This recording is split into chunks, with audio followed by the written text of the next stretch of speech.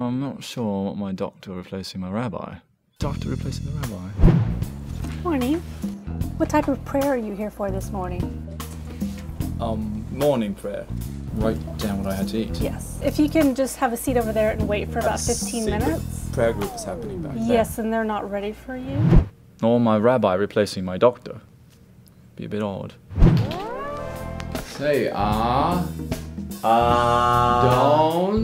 Olam Asher Molach B'terem Kol Yitzurni. But there's an undeniable area in medicine where morals and Judaism enter the picture. One of the things that makes me most proud about my Jewish background is the fact that the Torah and the Talmud together have really addressed most of the issues that confront modern technology. It's mind-boggling how Judaism's oldest book holds clues to modern medical dilemmas that we have today. Its application is to me, to you, physicians, patients, to absolutely everyone. Medicine and Morals, your Jewish guide through life's tough decisions. I know giving up 6 evenings is not an easy decision to make, so what we did is we got a few people together, we decided we'd look under the hood of this new JLI course, kind of see what it's made of.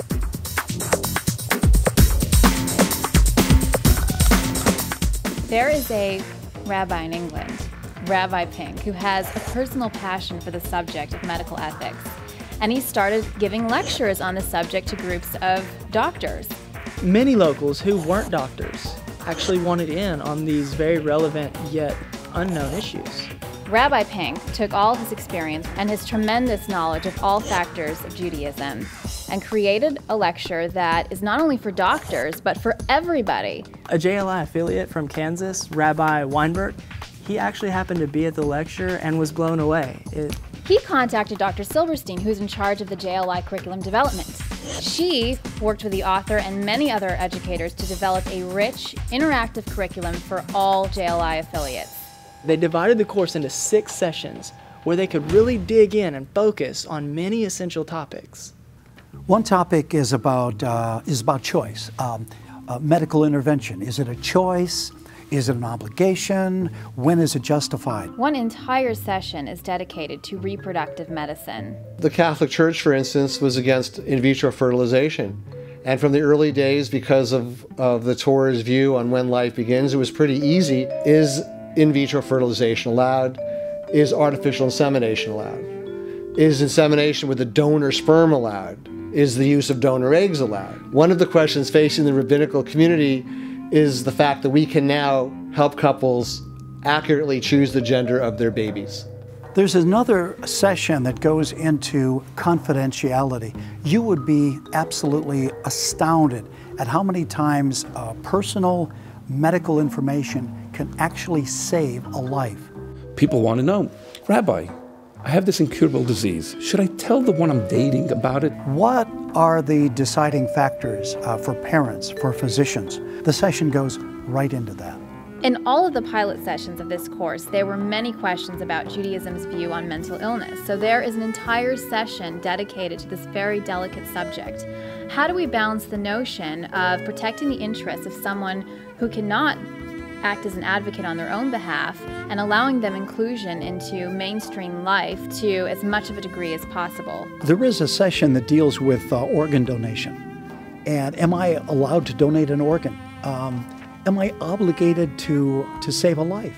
Another session covers the amazing world of experimentation. Where are the boundaries? I mean, what does Judaism say about us participating in drug trials? Am I allowed to use my body as a testing site? Am I allowed to allow my children? Where do we draw the line with many issues like stem cell research? These are medical issues that each and every one of us are dealing with all around the world on a constant basis. I think this course will be very worthwhile for people because from conception to death, people will have to make medical decisions throughout their life, and this course will help make these difficult decisions. These things are important. They're important to us. They're going to be very important to our children, to our little ones, our grandchildren. The exciting thing about the JLI course is that it will give people the framework by which they can understand how rabbis make these decisions. No one course can give a person a Jewish answer for their particular need, but at least people will know what the issues are that rabbis contend with when helping them make their decisions. I've studied this course. I can't wait to teach it. I'm like a bull in a bullpen. I'm like a boxer ready to go out and box. I can't wait to stand up and bring this to all of my students. What better way for them to come for 6 weeks? I know that sounds like a lot. 6 weeks of vitamins to the brain, exhilarating topics, stuff that will change your entire world and your outlook on Judaism. Medicine and Morals is probably the most comprehensive collaboration between the medical and rabbinical communities. And you don't have to travel to England to see it. It's right here at Chabad of South Yarra. People come to a course, they're not just looking for a new idea. What they're really looking for is something that will really make their life different, something that will move them, something that will change them, something that will talk to their gut. I don't know how JLI does it, but every single course, my people walk out and they say, wow, you were talking to me. You know, I don't think anybody's going to want to miss this. It's an amazing course. This course is a must. You can't TiVo these 6 lessons. You have to be there.